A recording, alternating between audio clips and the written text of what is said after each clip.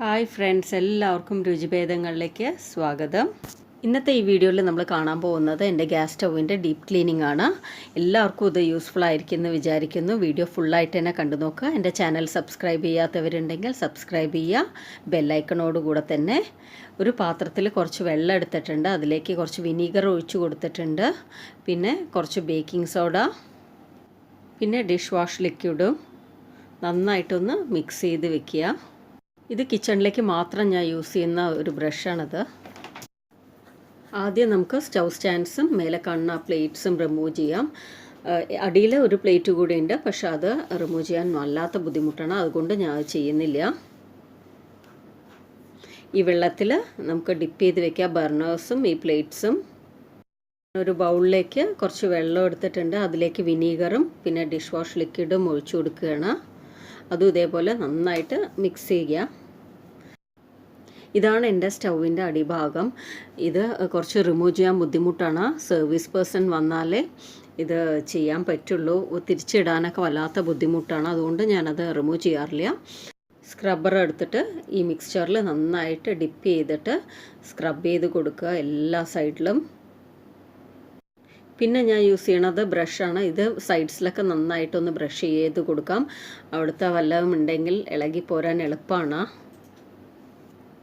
പിന്നെ ഇത് സ്ക്യൂവറാണ്. ഇത് വെച്ചിട്ട് നന്നായിട്ട് ആ സൈഡിലൊക്കെ എന്തായാലും കുറച്ച് ഭക്ഷണത്തിൻ്റെ പാർട്ടിക്കിൾസൊക്കെ ഉണ്ടാവും. അത് ഇങ്ങനെ കുത്തി വിട്ട് കഴിഞ്ഞാൽ പെട്ടെന്ന് ഇളകിപ്പോരും. നമുക്ക് അറിയില്ല അതിലുള്ളത്. പിന്നെ ഒട്ടും പോവാത്ത വല്ല സ്റ്റെയിൻസൊക്കെ ആണെങ്കിൽ ഞാൻ സ്റ്റീൽ സ്ക്രബ്ബർ വെച്ചിട്ട് ആ സ്റ്റീൽ ആയിട്ടുള്ള ഭാഗത്ത് മാത്രം സ്ക്രബ് ചെയ്ത് കൊടുക്കും. ഒരു കാരണവശാലും ഞാൻ എൻ്റെ ഗ്യാസ് സ്റ്റൗവിൽ കത്തി വെച്ച് ചെയ്യാറില്ല. പിന്നെ മൈക്രോ ഫൈബർ ക്ലോത്ത് വെള്ളത്തിൽ നന്നായിട്ട് ഡിപ്പ് ചെയ്ത് പിഴിഞ്ഞെടുത്തിട്ട് 2-3 പ്രാവശ്യം വൃത്തിയായിട്ട് തുടച്ചെടുക്കും. ഈ ബർണേഴ്സിൻ്റെ അകത്തൊക്കെ കണ്ടില്ലേ, എടുത്ത ഭാഗം നല്ല അഴുക്കുണ്ട് അതിനകത്തൊക്കെ. പിന്നെ ഞാൻ നോബ്സ് ക്ലീൻ ചെയ്യും. അതും ഇതേപോലെ ബ്രഷ് വെച്ചിട്ട് തന്നെയാണ് ചെയ്യാറ്. നന്നായിട്ട് സ്ക്രബ് ചെയ്ത് കൊടുത്താൽ പെട്ടെന്ന് ചെളിയൊക്കെ ഉണ്ടെങ്കിൽ ഇളകിപ്പോരും.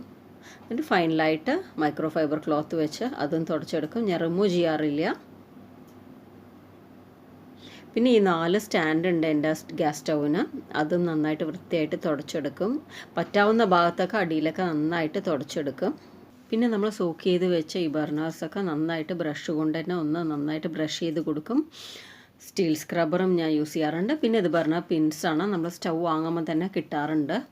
അതുകൊണ്ട് നന്നായിട്ട് ഹോളൊക്കെ ഒന്ന് കുത്തി വിട്ട് കഴിഞ്ഞാൽ വല്ല ചെളിയൊക്കെ അടപ്പം ഉണ്ടെങ്കിൽ പെട്ടെന്ന് ഇളകിപ്പോരും. പിന്നെ നമ്മൾ ഈ പ്ലേറ്റ്സ് നന്നായിട്ട് ബ്രഷ് ചെയ്ത് കൊടുത്താൽ മതി. സോക്ക് ചെയ്യണ ടൈമിൽ തന്നെ ഈ വല്ല അഴുക്കൊക്കെ ഉണ്ടെങ്കിൽ ഇളകി പോരുന്നതാണ്. എല്ലാം അതേപോലെ ക്ലീൻ ചെയ്തെടുക്കാം.